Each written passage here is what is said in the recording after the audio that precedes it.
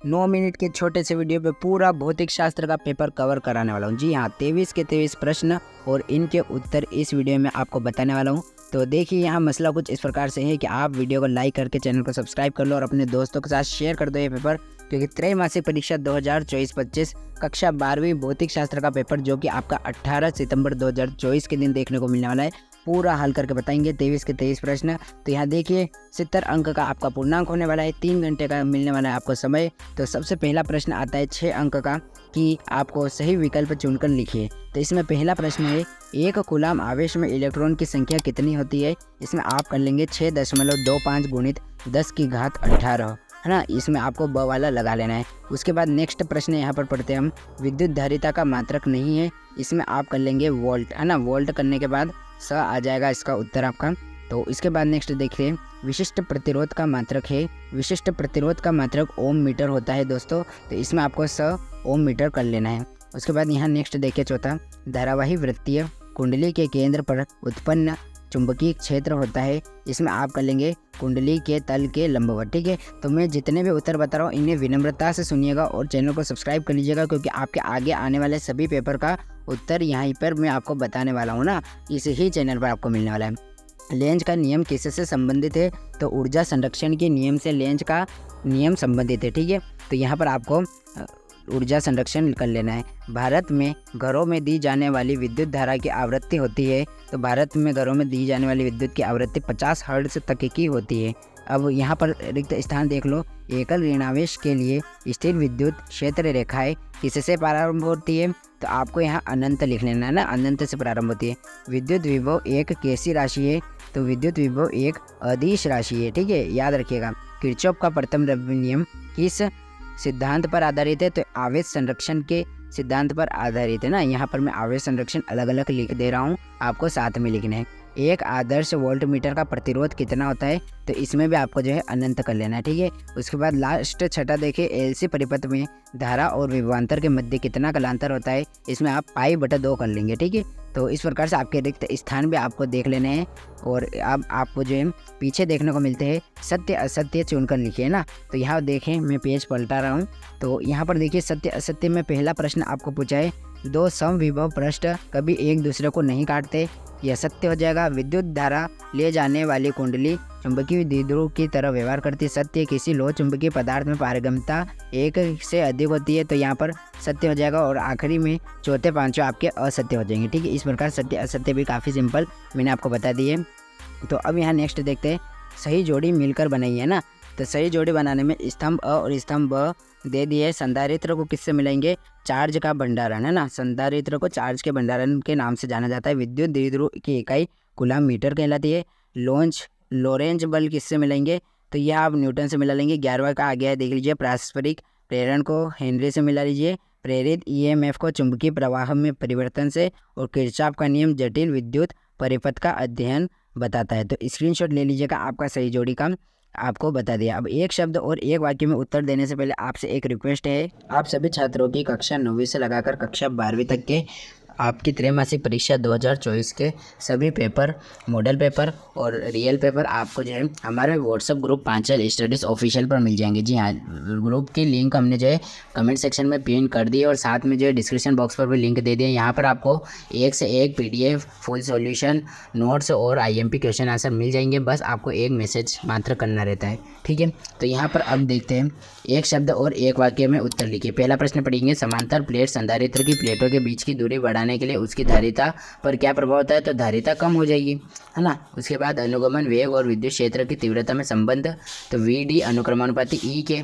उसके बाद टेस्ला आ जाएगा, चुंबकीय क्षेत्र की तीव्रता का SI मात्रक टेस्ला। उसके बाद चुंबकीय फ्लक्स का मान न्यूनतम कब होगा। तो इसका उत्तर यहाँ से देख लीजिएगा। ठीक है, अब अगला देखेंगे, किसी प्रत्यावर्ती धारा का शिखर मान 0 है तो एक पूर्ण चक्र उसका औसत मान कितना होगा। तो वह भी 0 हो जाएगा। ठीक है, इस प्रकार से आपके एक शब्द और एक वाक्य हो जाते हैं। अब यहाँ से देखेंगे, 2 अंक के प्रश्न में पहला पूछा है, 2 विद्युत क्षेत्र रेखाएं एक दूसरे को क्यों नहीं काटती है। तो इसका उत्तर देख लीजिए, मैंने आपके लिए तैयार कर रखा है। क्योंकि इस स्थिति में काटन बिंदु पर एक से अधिक स्पर्श रेखा खींची जा सकती है तो उस बिंदु से विद्युत क्षेत्र की एक से अधिक दिशाएं प्रदर्शित करेगी, यह असंभव है। ठीक है, इसका उत्तर हो जाएगा इसके अथवा में विद्युत क्षेत्र की परिभाषा मात्रक लिखिए। तो यहाँ पर देखिए विद्युत क्षेत्र की परिभाषा किसी बिंदु पर रखा एकांक धन आवेश जिनमें बल का अनुभव करता है उसे उस बिंदु पर विद्युत क्षेत्र की तीव्रता कहते हैं। इसका ऐसे मात्रक न्यूटन प्रति कूलम एवं विमी सूत्र ये हो जाता है। ठीक है, इस प्रकार से आपको जो है छठवां दोनों बता दिए है। अब सातवां देखते हैं समविभव पृष्ठ किसे कहते हैं। तो इसका उत्तर ये रहा, जिस पृष्ठ के प्रत्येक बिंदु पर विभव का मान समान होता है उसे समविभव पृष्ठ कहते हैं। यह आपके सातवें प्रश्न का उत्तर हो जाता है। अब इसके अथवा में लिखा गया है दो समविभव पृष्ठ एक दूसरे को प्रतिच्छेद क्यों नहीं करते।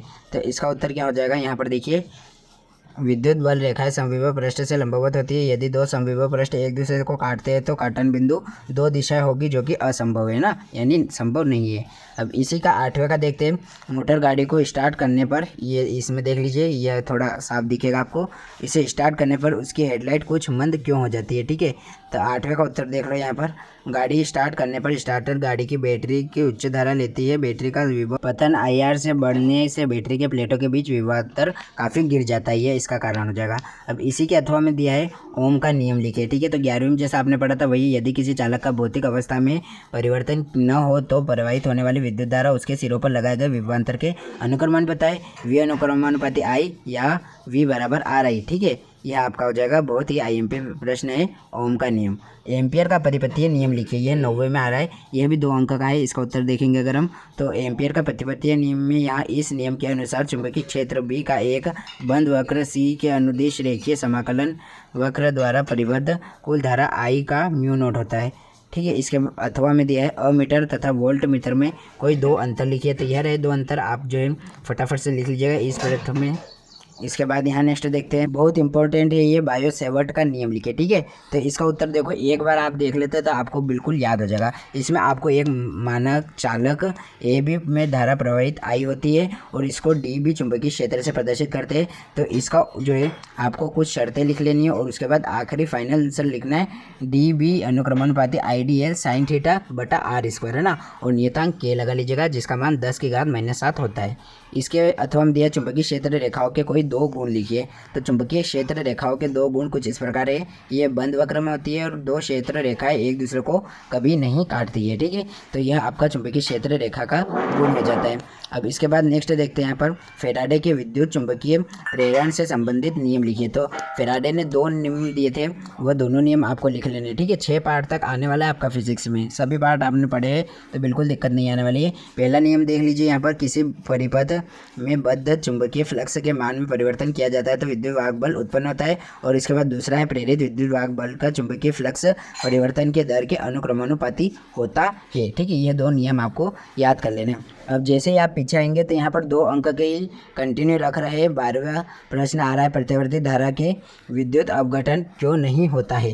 तो इसका उत्तर यहाँ पर है, प्रतिवर्ती धारा के विद्युत अपघटन नहीं होता है क्योंकि प्रतिवर्ती धारा को आसानी से निम्न तथा उच्च वोल्टता पर परिवर्तित किया जा सकता है तथा ऊष्मा की हानि में कम किया जाता है। ठीक है, इसके अथवा में देख लीजिएगा, प्रतिवर्ती धारा और दिष्ट धारा में 2 अंतर, तो आपको जो है यहाँ 4 अंतर दिए, इनमें से आपको पसंदीदा 2 छाट कर लिख लेना। यहाँ आपके जो है 12 प्रश्न कवर हो जाते हैं। अब 13वां देख लीजिए यहाँ पर, चल कुंडली धारामापी की सुग्रहणीयता कैसे बढ़ाई जा सकती है, या फिर इसके अथवा पृथ्वी के विभव को शून्य क्यों माना जाता है। तो पृथ्वी के विभव को शून्य क्यों माना जाता है, इसका उत्तर यहाँ पर देखने को मिलता है आपको।